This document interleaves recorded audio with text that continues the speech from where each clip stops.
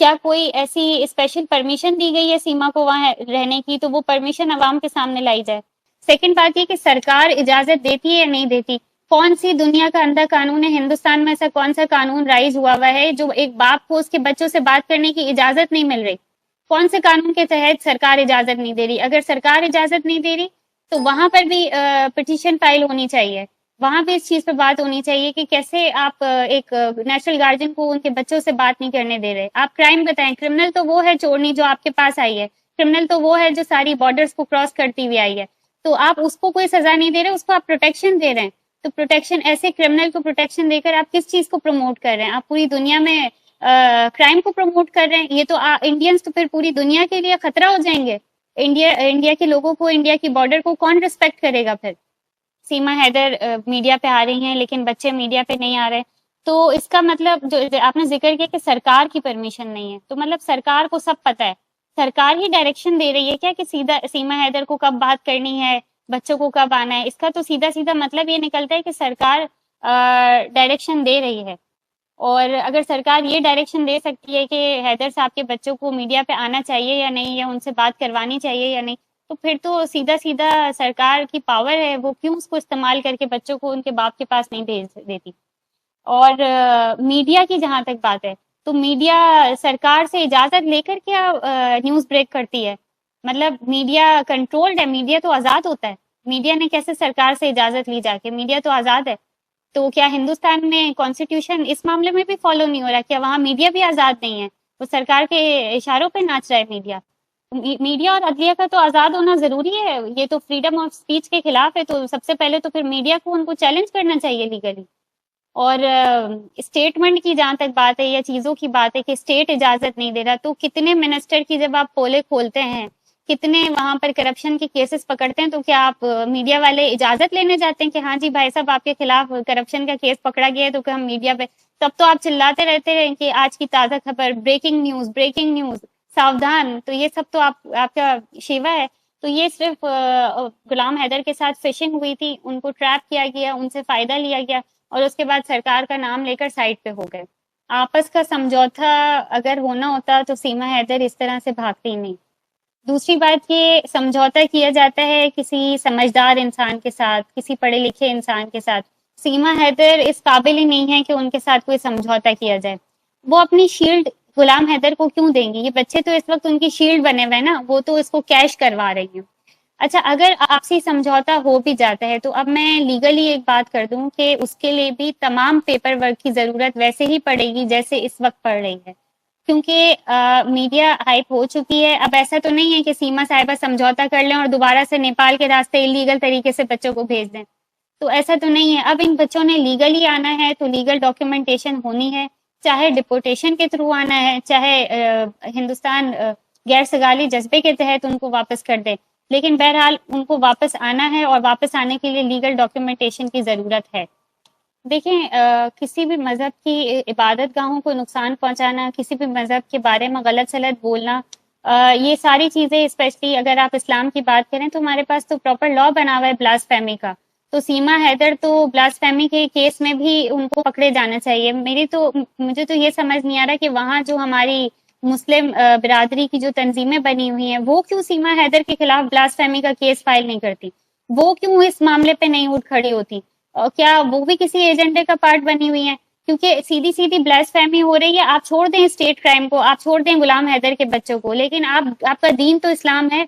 आप उसके लिए तो जाके उसके खिलाफ कोई पिटीशन फाइल करें। कि आपको सीधा सीधा ब्लास्फेमी नजर नहीं आ रही, सारी दुनिया को नजर आ रही है blasphemy. This is called fishing. ऐसे लोग जो स्कैम करते हैं वो फिशिंग करते हैं, चारा डालते हैं कि हम आपको ये करवा देंगे, वो करवा देंगे, बड़े बड़े ख्वाब दिखाते हैं जिसमें कि एजेंट्स भी होते हैं, जैसे कि हम आपको यूरोप पहुंचा देंगे। तो दिस इज कॉल्ड फिशिंग, कि वो मासूम लोगों की फिशिंग करते हैं, चारा डालते हैं, उनको जाल में फंसाते हैं और अपने मतलब की बात लेकर साइड पे हो जाते हैं। जहां तक चैनल्स की बात है, हैदर साहब की उन्होंने बातें कट की, तो देखिए ट्रिमिंग अगर वो नहीं करेंगे तो वो अपने खिलाफ तो बातें नहीं चलाएंगे। यकीनन हैदर भाई जो स्टेटमेंट्स दे रहे हैं वो उनके खिलाफ जाते हैं, वो उनकी सिक्योरिटी पे सवाल करते हैं, वो सीमा हैदर की चीजों का जवाब देते हैं। तो उनके जो चूरन बिक रहे हैं वो उन मंजरों को क्यों बंद करवाना चाहेंगे। तो इसीलिए उन्होंने एज ए लाइव, क्योंकि लोग टेक्निकल नहीं है, उनको नहीं पता, कि प्री रिकॉर्ड प्रोग्राम्स जो हैं वो एज लाइव चल सकते हैं, तो वो यही समझते हैं कि नहीं ये चीज़ तो लाइव ब्रॉडकास्ट हुई है तो इसका मतलब यही सच्चाई होगी। अच्छा, जहाँ तक आप बात कर रहे हैं, देखें दुनिया में जितने भी सेम ज़बान के लोग हैं या जो इंग्लिश भी बोलते हैं, जो इन चीज़ों को समझ रहे हैं, जो इस किस्म के केसेस को फॉलो करते हैं, इंटरनेशनल लॉ को फॉलो करते हैं, इंटरनेशनल रिलेशंस को फॉलो करते हैं, उन सब के सामने भारत की बॉर्डर सिक्योरिटी एक तमाशा बन चुका है, एक सवाल या निशान बन चुका है। इसके साथ साथ दुनिया में जहाँ भी लोग हैं उन्होंने तो राउट सेलेक्ट कर लिया कि पहले दुबई जाना है, फिर नेपाल जाना है, नेपाल से अगर आप हिंदुस्तान में घुस गए तो आप सेलिब्रिटी बन जाएंगे, आपको बॉलीवुड की भी ऑफर आ जाएगी, आपको पॉलिटिक्स की भी ऑफर आ जाएगी और आप मीडिया पर्सन भी बन जाएंगे। तो कौन सा कल्चर है ये, कैसा कल्चर है? मुझे तो नहीं लगता कि मेरे हिंदुस्तानी भाई बहन इतने मुर्दा दिल के हैं कि वो इस तरह के कल्चर को प्रमोट करेंगे। उनको खुद सीमा हैदर के लिए वहां की सड़कें इतनी नैरो कर देनी चाहिए, इतना रास्ता तंग कर देना चाहिए कि वो उन सड़कों पे निकल ही ना पाए। उसको एक एक वक्त जो है उसके लिए वहां पर मुश्किल पैदा करनी चाहिए, उठ खड़ा होना चाहिए कि ये गलत चीज हुई है, उसको इबरत का निशान बनाना चाहिए। देखें, दो चीजें हैं। पहली चीज तो ये कि क्या स्टेट प्रोटेक्शन देगा हैदर भाई को? हैदर भाई की जान को खतरा नहीं है क्या वहां पर? हैदर ये सीमा के जितने भाई बंधु बने हुए हैं, जितने उनके लोग हैं, तो हमें ऐसा नहीं है कि हैदर साहब वहां जाएंगे नहीं, वीजा पे भी काम हो रहा है हैदर साहब के। लेकिन वही बात है कि हिंदुस्तान से सिफारती ताल्लुकात बेहतर ना होने की वजह से हिंदुस्तानी गवर्नमेंट कॉपरेट नहीं कर पा रही हमारे साथ। सेकेंडली, वहाँ हम हैदर साहब को ऐसे ही तो नहीं भेज देंगे, हमें प्रोटेक्शन चाहिए होगी, हम सारी फॉर्मेलिटीज करेंगे, लीगल वर्क करेंगे। और मैं जैसे कि आपसे 2 दिन से बार बार डिफरेंट यूट्यूबर्स के साथ लाइव आके बता रही हूँ कि कुछ चीज़ें हैं जो कॉन्फिडेंशियल हैं, कुछ चीज़ें हैं जिन पे काम हो रहा है। तो ऐसा नहीं कि हैदर साहब को वहाँ भेजा नहीं जाएगा, हैदर साहब वहाँ जाएंगे और अपने बच्चे लेकर आएंगे या उनके बच्चे पाकिस्तान आएंगे, दोनों में से एक काम होगा और सीमा हैदर को हारना ही होगा। क्योंकि क्रिमिनल अगर दुनिया में नहीं हारा तो फिर बहुत मुश्किलात हो जाएंगी। हर बंदा क्राइम करेगा, हर बंदा इसी तरह घूमेगा कि जी मैं कुछ भी कर लूं, मुझे तो कोई और कंट्री अजाइलम दे देगा। तो हिंदुस्तान को भी ऐसा नहीं करना चाहिए। कल को ऐसा केस हिंदुस्तान से भी हो सकता है, पाकिस्तान भी कोई आ सकता है। तो ये सिफारती मामलात में जो है वो अनाय नहीं होनी चाहिए, ईगो नहीं होना चाहिए। एक बाप का मसला है, उसको बाप की नजर से देखना चाहिए, जज्बात की नजर से देखना चाहिए, इमोशंस देखने चाहिए। और फिर कानून कहता है कि वो नेचुरल गार्जियन है, कानून कहता है कि सीमा भगौड़ी है, कानून कहता है कि सीमा ने स्टेट क्राइम किया है। तो गुलाम हैदर को किस बात की सजा मिल रही है? आम हालात में ऐसा होता है, आम हालात में ऐसा होता है कि पेरेंट्स में जो है वो औलादें डिस्ट्रीब्यूट की जाती हैं, लेकिन ये आम हालात नहीं है। वो जो 2-2 बच्चे स्प्लिट किए जाते हैं, उसका तरीकेकार ये होता है कि जो 2 बच्चे स्प्लिट किए गए हैं वो भी विजिटेशन राइट्स के तहत 3 दिन के लिए या 2 दिन के लिए दूसरे पेरेंट को मिलते हैं, मुलाकातें हो सकती हैं। लेकिन इस वक्त सीमा हैदर यहाँ मौजूद नहीं है, वेलफेयर ऑफ माइनर नहीं है। ये सारे फैसले होते हैं वेलफेयर ऑफ माइनर के थ्रू, वेलफेयर ऑफ माइनर नहीं है। गार्जियनशिप का अगर आप गार्जियन एंड वार्ड के आप केसेस देखेंगे तो उसमें वेलफेयर ऑफ माइनर पे हम बात करते हैं। मैं शुरू से एक बात कह रही हूँ कि सीमा हैदर कस्टडी के लिए डिस्क्वालीफाई हो चुकी हैं अपनी तमाम हरकतों के साथ। जिस तरह वो भागी, उन्होंने बच्चों की जुरिस्डिक्शन चेंज की, माइनर की जुरिस्डिक्शन चेंज करना अलाउ ही नहीं है। उसके बाद बॉर्डर पे लेकर गई, उनकी जान को खतरे में डाला और उसके बाद अब उनका मजहब कन्वर्ट कर दिया। ये तीनों फैक्टर्स, वो किसी भी मजहब से होती है, अगर हिंदू होती और मुसलमान करती तब भी लॉ इसी तरह इम्प्लीमेंट होता।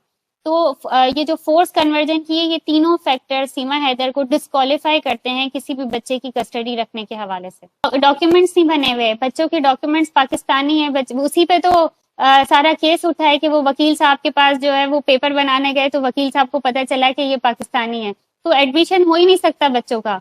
आप तमाशा दिखाने के लिए थोड़ी देर किसी स्कूल में बिठा दिया हो उन्होंने, ये इस तरह की चीजें हों तो फिर अलग बात है।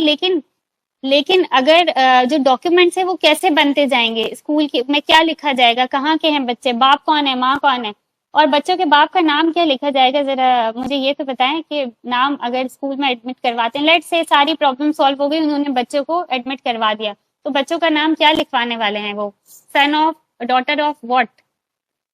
गुलाम हैदर। अगर देखिए, हिंदुस्तान में तो जो है ना वो तलाक और खुला है ही नहीं। हिंदुस्तान में तो सेपरेशन है, तलाक खुला मुस्लिम्स के लिए है, लेकिन वैसे जो है वो सेपरेशन का लॉ है हिंदू मजहब में।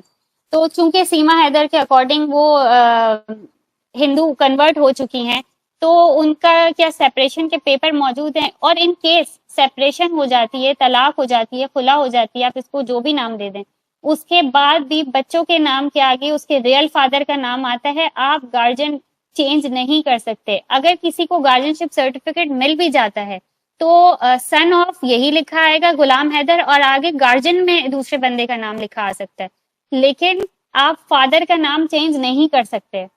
मैं तो लॉयर हूँ, मैं पेपर पे बात करती हूँ। आप मुझे एडमिशन पेपर्स दिखा दें, आप मुझे सारी फॉर्मेलिटीज दिखा दें कि कहाँ एडमिशन हुआ, कौन सी क्लास में एडमिशन हुआ, बच्चों की अटेंडेंस दिखा दें, ये सारी चीजें मैटर करती हैं। पेपर वर्क कंप्लीट होना चाहिए। आप तो ऐसे इस वक्त अब जैसे होली का त्योहार चल रहा है तो बहुत सारे लोग बहुत सारे वो भी होते हैं, जैसे उनके कुछ प्रोग्राम्स होते हैं, कुछ इवेंट्स होते हैं जिसमें भगवान का रूप धारा जाता है, कुछ इस तरह की चीजें होती हैं, कहानियां प्रेजेंट की जाती हैं। तो इसका मतलब वो लोग भगवान तो नहीं हो जाते। तो यूनिफॉर्म पहन के बैग लटका लेने से स्कूल पहुंच गए, ऐसा तो नहीं है। ना कोई कृष्ण हो जाता है, ना कोई यशोदा हो जाती है, ना कोई राधा हो जाता है। तो इसी तरह अगर आपने बैग लटका दिया तो उसका मतलब ये नहीं कि बच्चा स्कूल जा रहा है। क्या पेपर वर्क हुआ, किस बेस पे उस स्कूल में एडमिशन मिला, उस स्कूल ने जिस बेस पे एडमिशन दिया है, क्या भारत का कानून उस बेस पे एडमिशन देना अलाउ करता है? क्या कोई ऐसी स्पेशल परमिशन दी गई है सीमा को वहां रहने की, तो वो परमिशन अवाम के सामने लाई जाए।